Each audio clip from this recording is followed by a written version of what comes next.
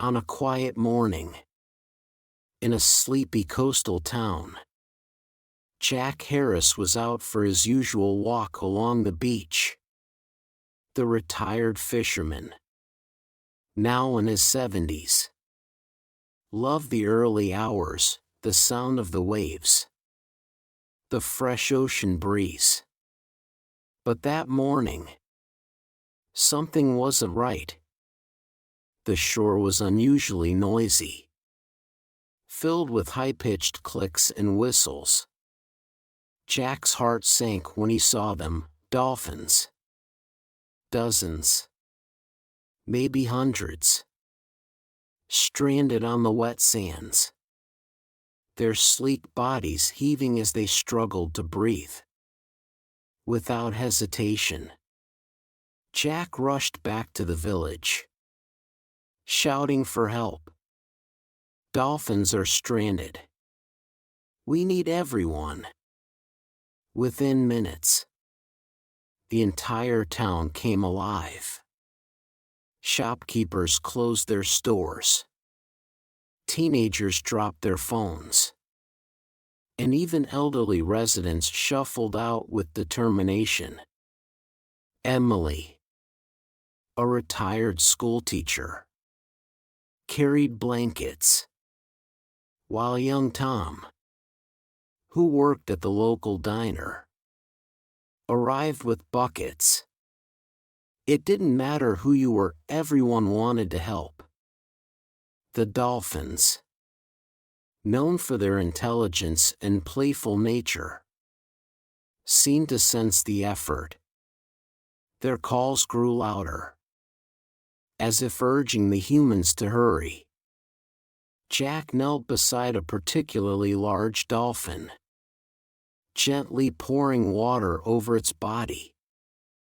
"Hang in there, buddy," he whispered, his weathered hands trembling. The task wasn't easy. Dolphins are heavy creatures, and moving them required teamwork and patience. The town formed a plan. Buckets of water were passed in assembly lines to keep the dolphins hydrated. Marine experts were called, offering guidance on how to handle the delicate animals without causing harm. For hours, the town worked tirelessly.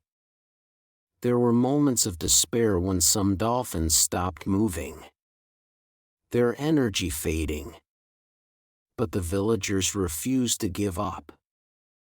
"We're not losing them," shouted Mary, a grandmother of 5, as she rallied the group to lift another dolphin back to the waves. As the tide began to rise, the first dolphin swam away, its dorsal fin cutting through the water. A cheer erupted from the crowd, tears streaming down faces young and old. One by one, more dolphins returned to the ocean, their whistles echoing like a song of gratitude. By nightfall, the beach was empty, save for the footprints of a community that had come together.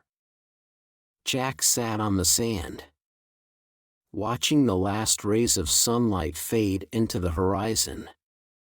"We did it," he murmured, a tear rolling down his cheek. Emily sat beside him, her hand resting on his. "It's not every day you save a life, let alone hundreds." The story spread far and wide. But for the people of the town, it wasn't about recognition. It was about doing what was right. They had saved the dolphins, but they had also reminded themselves of something profound. When a community comes together, there is nothing they can't achieve.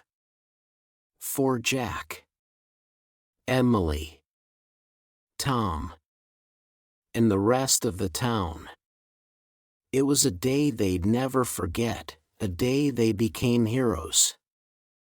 Not for glory, but for the simple joy of giving life back to the ocean.